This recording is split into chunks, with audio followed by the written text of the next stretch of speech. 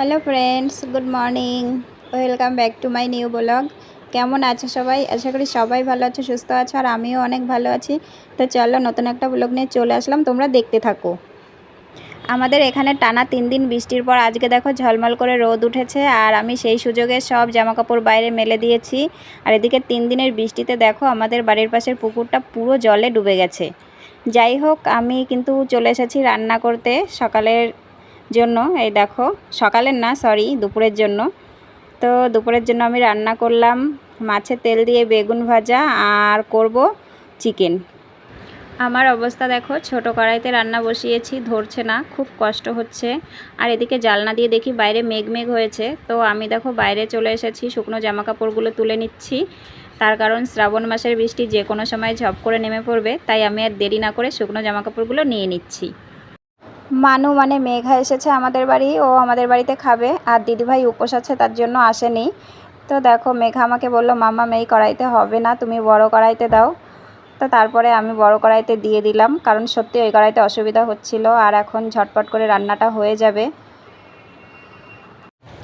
দুপুরে খাওয়া দাওয়ার পর সবাই ঘুমিয়ে পড়েছে, আর আমি ঘুমাইনি, বসে আছি। তার কারণ বাইরে জামাকাপড় মেলা আছে, আর যদি ঘুমিয়ে পড়ি আর বৃষ্টি এসে যায় তাহলে কি হবে। তো বসে বসে জামাকাপড় পাহারা দিচ্ছি, আর সবাই দেখো ঘুমিয়ে গেছে। তো ফ্রেন্ডস, দুপুরে খাওয়া দাওয়ার পরে আর কোনো কাজ থাকে না, তাই ব্লগের মধ্যে দুপুরের আর কিছু দেখাতে পারি না। তো দেখো, এখন সন্ধ্যা হয়ে গেছে, আর আমি পড়াতে বসে গেছি ছেলেদের। আর আমার বর চলে গেছে বাজারে, আর ওর কাছে এই যে পড়তে এসেছিল পিউ, তো ও বাজারে গেছে, তার জন্য আমি পড়িয়ে দেব ছেলেদের সঙ্গে সঙ্গে, পিউকেও পড়িয়ে দেব।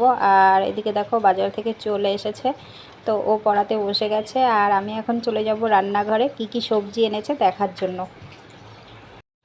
তো দেখো, চলে এসেছি রান্নাঘরে, আর এই সময় কিন্তু ক্যামেরাটা আমার ছেলে ধরেছিল, তার জন্য এত নড়ছে। তো যাই হোক, আমি এখন দেখে নেব বাজার থেকে কি কি সবজি এনেছে আজকে। তো দেখো, প্রথমেই বেরোলো পুঁইশাক, আর পুঁইশাকটা হেভি সুন্দর ছিল, দেখে আমার ভীষণ পছন্দ হয়েছে। দেখো, তো মোটামুটি আজকে যেসব সবজি এনেছে সবগুলোই ভালো ছিল, আমার ভীষণ পছন্দ হয়েছে। দেখো, এই যে কাঁকরোল আমার ভীষণ প্রিয়, আর করলাগুলোও খুব সুন্দর ছিল। তো দেখো, সবজি টবজি গুছিয়ে বসে পড়লাম ময়দা মাখতে, তার কারণ আজকে আমাদের বাড়িতে লুচি হবে, রাত্রের খাবারে থাকবে লুচি আর মাংস। তো ফাইনালি ময়দাটা মাখা হয়ে গেছে, আর এখন ঝটপট লুচি ভেজে নেব। অনেক দিন থেকেই ছেলেরা লুচি আর মাংস খেতে চাচ্ছিল। তো মাংস তো আমাদের বাড়ি প্রায়ই হয়, কিন্তু লুচিটা আমি অত বেশি করি না, তার কারণ আমি অত ভালো খাই না তার জন্য। তো যাই হোক, আজকে করেই ফেললাম। তো দেখো, ফাইনালি আমার লুচি কিন্তু রেডি, আর এই যে এখানে আছে মাংস। তো এখন খাওয়া দাওয়া করে নেব। তো ফ্রেন্ডস, খাওয়া দাওয়ার পরে একটু লাইভে এসেছিলাম, কিন্তু লাইভটা কন্টিনিউ করতে পারিনি, তার কারণ নেট কানেকশন খুব খারাপ ছিল। তো আজকের ব্লগটা এখানেই শেষ করে দিচ্ছি, দেখা হচ্ছে নেক্সট ভিডিওতে। সবাই ভালো থেকো, সুস্থ থেকো, সবাইকে গুড নাইট, টাটা।